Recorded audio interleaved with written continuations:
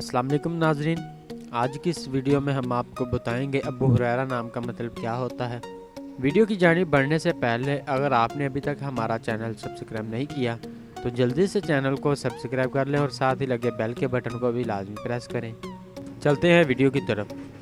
نام ابو ہریرہ، معنی ایک بلی کے بچے کا باپ، مشہور صحابی سیدنا ابو ہریرہ رضی اللہ تعالی عنہ، جنس لڑکا، مذہب اسلام، لکی نمبر 6، موافق دن جمعہ سوموار، موافق رنگ نیلا سبز، موافق پتھر مرکت، موافق دہاتیں چاندی۔ ابو ہریرہ نام کا شمار لڑکوں کے ناموں میں ہوتا ہے۔ ابو ہریرہ نام کے ابتدائی تحریک عربی زبان سے نکلتی ہے۔ ابو ہریرہ نام کے افراد کے لیے خوش قسمت نمبر 6 مانا جاتا ہے۔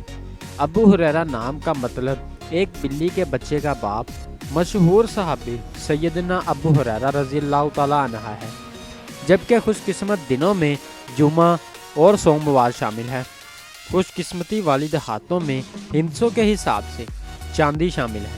ابو ہریرہ نام کے افراد کے لیے موافق رنگوں میں نیلا اور سبز شامل ہے۔